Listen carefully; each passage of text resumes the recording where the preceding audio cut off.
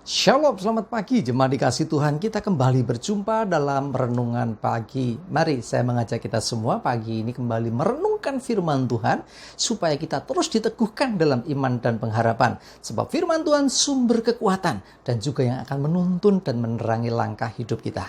Ya, sebelum merenungkan firman-Nya, saya mengajak kita semua untuk berdoa terlebih dahulu. Bapa di surga, kembali pagi ini Tuhan kami datang ke hadirat-Mu menaikkan segala puji dan hormat dan syukur atas begitu besar rahmat dan anugerah, berkat, perlindungan, penyertaan, bahkan pertolongan-Mu atas hidup kami. Terima kasih ya Tuhan. Dan pagi ini kami membutuhkan tuntunan firman-Mu. Mari Tuhan singkapkan dan nyatakan kebenaran firman-Mu dan urapi kami Tuhan. Sehingga kami bisa menangkap pesan-Mu ya Tuhan. Kami bisa menangkap rema yang dari Tuhan dan juga mengerjakannya dalam kehidupan kami. Terima kasih ya Tuhan. Di dalam nama Tuhan Yesus kami bersyukur dan berdoa. Amin. Mari jemaat dikasih Tuhan, kita akan sama-sama buka Alkitab kita. Renungan pagi ini saya ambilkan dari Yakobus 2 ayat 17. Yakobus 2 ayat 17 saya bacakan. Demikian juga halnya dengan iman. Jika iman itu tidak disertai perbuatan, maka iman itu pada hakikatnya adalah mati. Jemaat dikasih Tuhan, jelas dikatakan iman. Kalau kita bicara iman ini bicara keyakinan, bicara tentang percaya kita kepada Tuhan. Tapi tanpa disertai perbuatan, maka iman itu jadi mati. Jadi iman itu nggak mempercayai Tuhan tetapi nggak mau melakukan apa yang dikatakan Tuhan, mati, sia-sia. Percaya Tuhan, iblis pun juga bisa. Iblis juga percaya loh, jangan salah. Iblis percaya Yesus anak Allah, iblis percaya bahwa Yesus ini Mesias. Tetapi iblis tidak mau melakukan apa yang dikatakan Tuhan. Artinya nggak mau menjadi pelaku firman. Ya, nggak ada pertobatan dalam dirinya yang jelas itu. Sehingga tidak ada keselamatan buat iblis. Tetapi kita manusia. Nah, apakah kita percaya kepada Tuhan? Kalau kita percaya, kita pasti akan melakukan perintahnya. Tanpa melakukan sesuatu yang menunjukkan iman itu, maka iman itu gugur, sia-sia. Ya, karena itu penting sekali ya, iman harus disertai tindakan, ya, tindakan yang mendukung iman itu. Ya, jangan sampai tindakannya justru berseberangan dengan iman. Ada banyak contoh di Alkitab, salah satunya misalnya nih, Panglima Naaman. Ya, masih ingat kisahnya? Naaman ini menemui Nabi Tuhan, Elisa.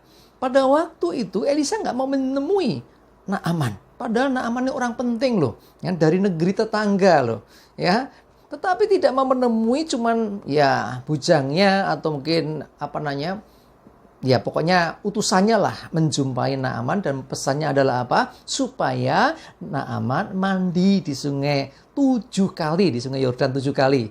Nah, lalu apa yang dipikiran Naaman? Ini kok seperti ini? Harusnya lah dia percaya, awalnya dia percaya bahwa Nabi Tuhan ini akan menyembuhkan dia. Dia percaya Allahnya Israel, Allahnya orang Israel ini bisa menolong dia. Percaya. Tapi ketika diberi perintah, awalnya dia menolak. Bahkan berpikir kenapa hamba Tuhan itu, Nabi Tuhan itu tidak keluar angkat tangan, tumpang tangan gitu kan. Pikirannya, bayangannya seperti itu. Padahal Tuhan bisa pakai cara apa saja kan. Tetapi dia membatasi. Sehingga dia kecewa. Untung, nah ini masih untung ya. Untungnya ya ajudannya, orang yang menyertai dia berkata, kalau suruh mandi apa susahnya, ya kan?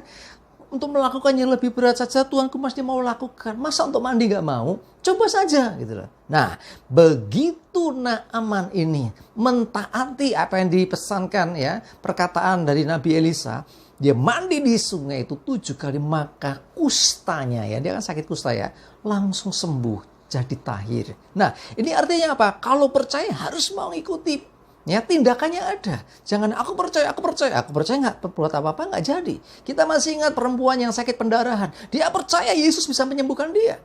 Apa yang dia lakukan? Wah, nggak bisa ini. Aku mesti berbuat apa ini karena banyak orang. Akhirnya apa? Dia punya keyakinan dalam hatinya. Dia percaya kalau aku jumpa Yesus, aku sembuh. Dan dia lakukan itu. Mujizat terjadi, dia sembuh. Ya, jadi iman dengan tindakan. Ya, Bartimeus, pengemis buta, dia teriak-teriak, panggil Yesus, anak Allah, anak Daud, tolong aku. Ya, orang-orang suruh diam, dia nggak berhenti. Kenapa? Dia percaya Yesus bisa sembuhkan. Tetapi apa yang dilakukan? Dia bertindak sedemikian rupa untuk bisa menjamah, bisa ketemu ya istilahnya dengan Yesus. Dan akhirnya Yesus berkenan dan mujizat terjadi. Ada banyak contoh di Alkitab betapa pentingnya iman itu harus disertai dengan perbuatan. Tanpa ada perbuatan ya sia-sia. Ya, iman percaya Tuhan tapi ketika diperintah Tuhan nggak mau melakukan, ya kita nggak ngalami sesuatu. Contoh di Alkitab nih, Amsal 19 ayat 24. Amsal 19 ayat 24 saya bacakan. Si pemalas mencelup tangannya ke dalam pinggan, tetapi tidak juga mengembalikannya ke mulut. Ini contoh nih. Pinggan ini kayak piring itu tempat makanan. Si pemalas saking malesnya, tangannya sudah ditaruh di pinggan yang berisi makanan. Tetapi dikatakan tidak juga mengembalikannya ke mulut, nggak segera menyuapi mulutnya. Cuman pegang. Dia percaya makanan bisa bikin kenyang. Ya, dia lapar waktu itu, ya. Pemalas, saking malesnya dia cuman tangannya udah sampai di makanan tapi nggak segera ngemplok gitu jawabannya. Ya terjadi kemudian apa? Ya tetap lapar, dia percaya makanan ini bisa mengenyangkan tapi kalau dia nggak makan, ya nggak kenyang. Ini gambaran iman juga seperti itu. Ya, saya selalu gambarkan orang mau ke Jakarta, udah dibelikan tiket, cukup pegang tiketnya saja, nggak mau masuk ke dalam kereta misalnya, ya nggak akan sampai. Jadi ada tindakan kita untuk menuju ke iman itu. Ada tindakan yang menunjukkan percaya itu. Sekali lagi, mari kita percaya Tuhan, bahwa Tuhan akan tolong kita. Tetapi jangan lupa, dengarkan Tuhan. Apa yang ingin supaya kita lakukan? Ya, maksudnya, apa yang Tuhan ingin supaya kita kerjakan? Lakukan itu. Maka pertolongannya akan terjadi. Ya, mujizat terjadi seringkali karena apa? Karena ketaatan. Yang di samping percaya, kita juga harus taat melakukan apa yang diperintahkan Tuhan. Kalau engkau percaya kepada Tuhan Yesus, dialah Tuhan dan Juru Selamat, ikuti perintahnya. Ya, jangan percaya saja tapi nggak pernah ngapa-ngapain. Apa kata firman Tuhan? Ya, beribadahlah kepada Tuhan. Ya, misalnya ya pergi jadikan semua bangsa milikku. Lakukan perintah-perintahnya. Dan itu berarti engkau orang-orang yang beriman. Orang yang percaya adalah orang yang melakukan apa yang diperintahkan oleh Tuhan. Amin. Kita berdoa. Tuhan terima kasih. Hari ini kami belajar Tuhan bahwa iman harus disertai dengan tindakan atau perbuatan. Tanpa perbuatan, maka pada hakikatnya iman itu akan mati.